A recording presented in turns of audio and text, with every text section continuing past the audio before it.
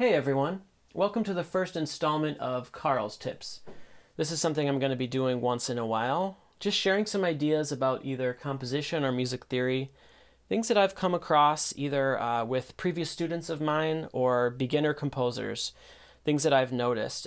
Today I'm going to be talking about repetition and almost forcing repetition in either melodies or riffs or simple lines. So today, why don't we use a very simple chord progression to demonstrate this? If we're in the key of C minor, and let's say our chord progression is A flat major 7, G minor 7, to C minor 7. So basically a 6 to a 5 to a 1. One thing that I hear a lot in whether it's a riff or a line or even a simple melody is not enough repetition, or maybe every single chord change, every single couple of measures, there's too many unique notes or unique phrases. Here's an example, I'm just going to improvise this, of a line or a melody that has that kind of an approach.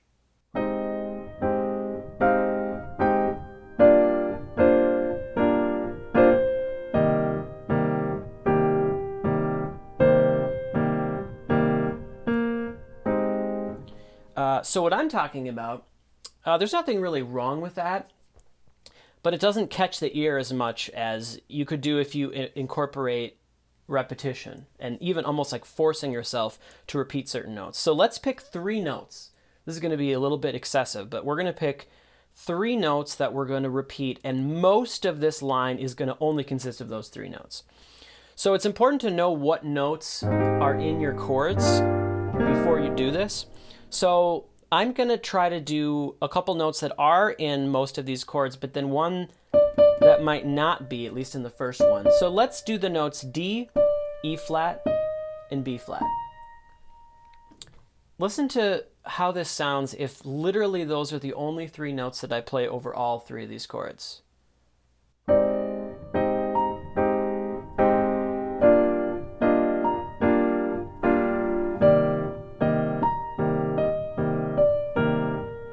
Bit of change there.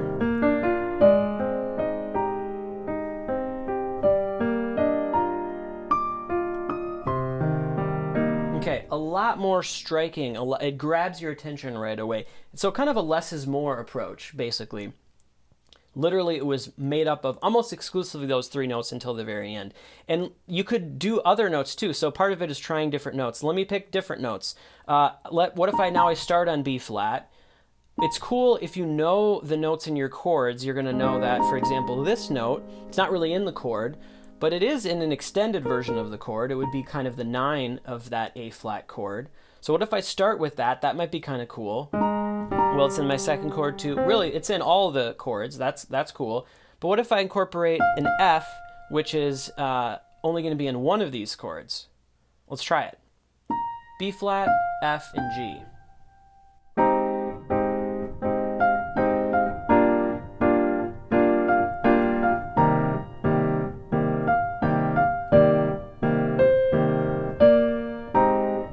So again, it works. It's something that you can try when you're composing melodies, but definitely when you're composing like introductions or simple lines or riffs or arpeggios. It's really helpful to try to limit yourself to maybe not 3 notes, 4, 5, a small number of notes, and see if you can repeat something more than you might naturally think you can. Because sometimes when you repeat a note, let's say that we moved from an A flat to a G to a F chord, F minor chord. But let's say we still repeated that B flat.